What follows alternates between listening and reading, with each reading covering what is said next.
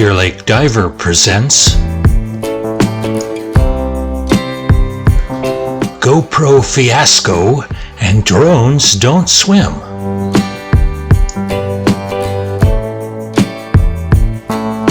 This week I was contacted by Mary B. on the west side of the lake. Her grandson had dropped his GoPro into the lake a couple of 100 feet offshore. She asked if I could attempt a recovery. A GoPro is a very small video camera, usually black in color, and the area it was dropped into is deep mud topped with thick weeds. I knew this was going to be a long shot, but I decided to take my underwater ROV and at least do a survey of the bottom for it. What follows is an adventure that branched off from that attempt. Enjoy.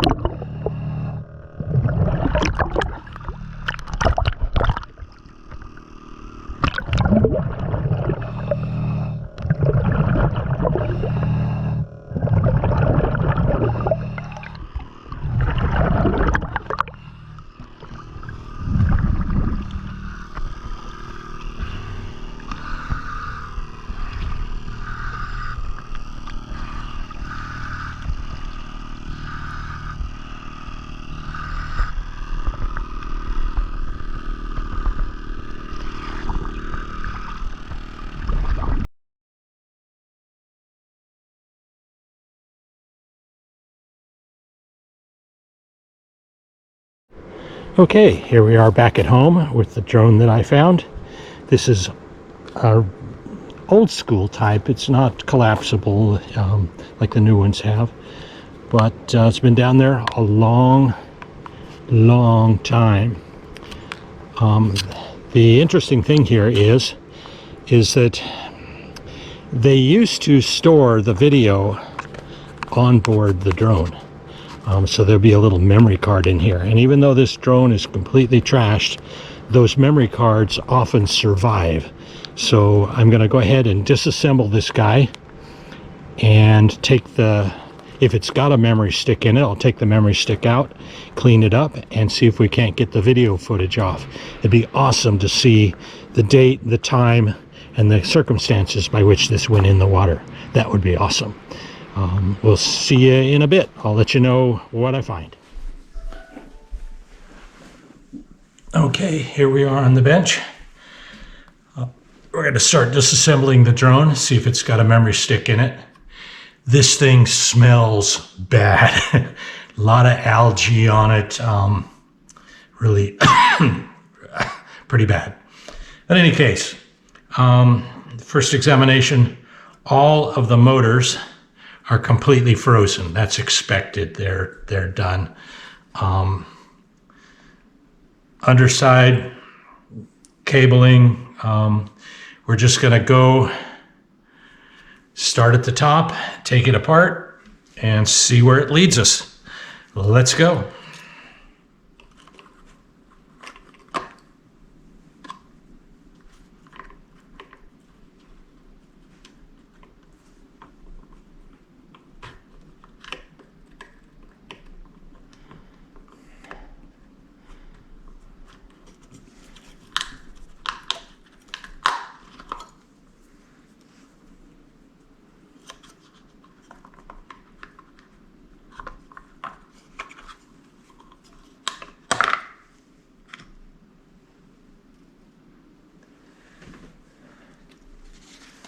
Okay. Pretty corroded in here. This thing's been down in the water a long time. The smell is not getting any better either. That's the transmitter section. Screws are all pretty corroded. Gonna have some trouble getting them all loose. We'll get in here, we'll find out what board this is and see about how I can recover the memory. I don't see right now a memory stick on it, but we'll find out. So let me pause the video and we're just gonna dig into this, and we'll catch up with you if there's anything worth anything. Talk to you later. Interesting here. Hope you can see that. Inside that unit, that is a baby freshwater clam. Just awesome. You never know what you're going to find. Pretty cool. Awesome. On the circuit board, there's a date right there. 2/3 of 2017, February 3rd, 2017. This guy's been in the water 9 years. Long time. It looks it. I'll keep digging into it. I have it completely disassembled. I have the main circuit board with the video memory out. I've got it back in my shop.